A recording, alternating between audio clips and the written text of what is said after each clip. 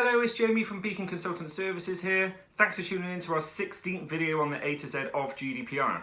Today we're going to be focusing on P for principles, which is arguably the most important video that we're going to be doing in this series.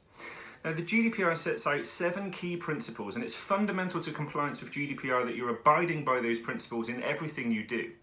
In fact, the ICO say that the principles lie at the heart of the general data protection regime, and non-compliance can lead to a top-tier fine of 20 million euros or 4% of total worldwide annual turnover, whichever's the greater.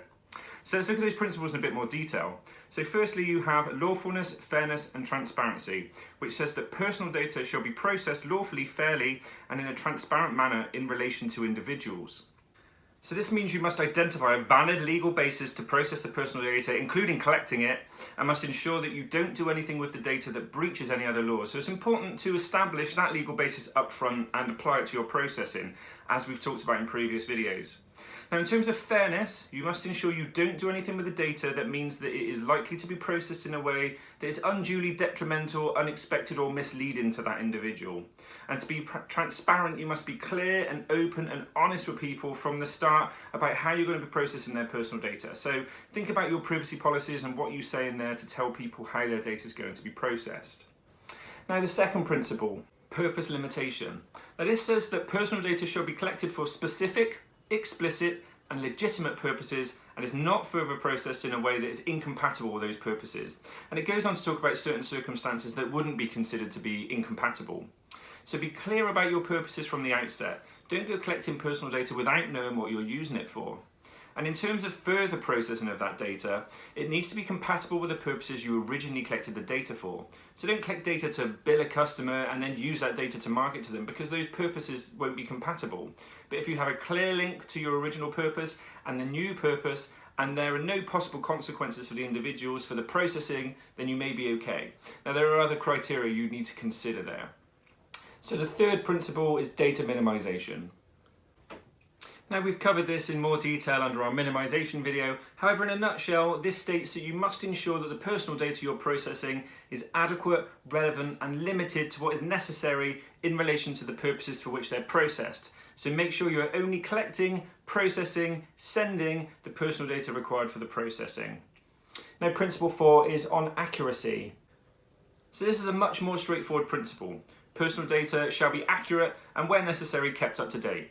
Every reasonable step should be taken to ensure that the personal data that is inaccurate is erased or rectified without delay. So this very much links into the right to rectification. Now, for the part that says where necessary kept up to date, there will be some data that you process that is right at the time. So you may have a customer's previous address, and this may be considered inaccurate as the customer now lives at a new address, but it was right at the time and the information is still relevant to be kept in its current state. Now, principle 5, storage limitation. So in other words, retention, which says that the personal data shall be kept in a form which permits identification of individuals for no longer than is necessary for the purposes for which the personal data is processed. Now, we're going to delve into a bit more detail around retention in our next video on R for retention, but in a nutshell, you must not keep personal data longer than you need it. So think about how long you need it, set retention periods, get rid of any personal data that reach the end of its retention periods. Now, principle 6 is around integrity and confidentiality. And this is also known as the security principle. Now, this is a biggie, and we're going to deep dive into this in our video on S for security, but you must ensure that the personal data is processed in a manner that ensures appropriate security of personal data, including protection against unauthorized or unlawful processing and against accidental loss, destruction or damage using appropriate technical or organizational measures.